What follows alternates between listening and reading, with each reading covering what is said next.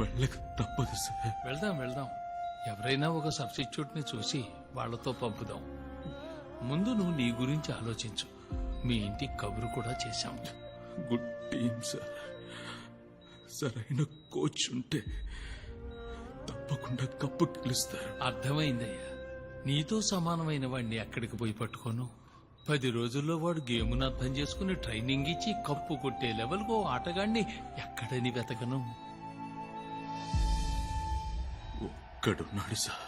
ఎవరు? బిగిల్.